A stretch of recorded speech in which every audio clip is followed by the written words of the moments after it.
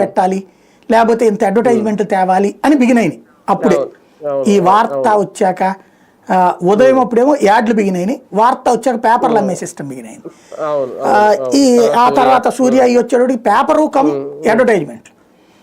ఎప్పుడైతే ఇవి వచ్చినాయో జర్నలిజం పక్కకి పోయి వ్యాపారస్తులు ఇందులోకి రావాల్సిన పరిస్థితి వచ్చింది. అలాంటి టైంలో మాలాంటి వాళ్ళకి కేబుల్ నెట్వర్క్ కనిపించింది. డైరెక్ట్గా మైక్ చూపెడుతున్నాం, రాస్తున్నాం, వార్త సంతోషం అనిపించింది. స్వేచ్ఛగా పనిచేసి యాడ్ లేదు, మన జీతం మనకి నెలకు వస్తుంది అనేటట్టు, ఎలాంటి ఒత్తిడి లేదు. అక్కడ స్వేచ్ఛగా పని చేసుకున్నాం, హ్యాపీ. అప్పుడు దాకా సంచారి అని ఉట్టి వీడియోలు తీసేసే స్టేజ్ నుంచి న్యూస్ బిగిన్ చేసుకున్నాం. ఒక న్యూస్ స్టేజ్లోకి వచ్చాం, చక్కగా నడిచింది. ఒక 4-5 ఏళ్ళు పోయేటప్పటికి న్యూస్ ఇంపాక్ట్ అంటే ఒక పేపర్లు మొత్తం కలిపితే ఎన్ని ఉంటాయి ఒక ఊరికి? విజయవాడ లాంటి చోట్ల 30-40 వేల పేపర్లు ఉంటాయి అమ్మకం, అన్ని పత్రికలు కలిపితే. అందులో ఈనాడు 25,000 ఉంటాయి, వార్త 10,000 ఉంటాయి, ఇట్లా లెక్క అనమాట. అదే సిటీ కేబుల్కి వచ్చాడు కనెక్షన్ 1,50,000.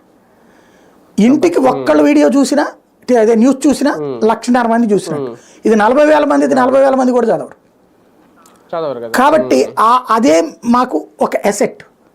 ఇది మొదట అర్థం కాల పొలిటీషియన్లకి.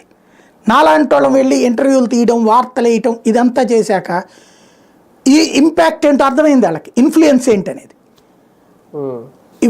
ఏది చివరికి ప్రభుత్వాలు చివరికి మాది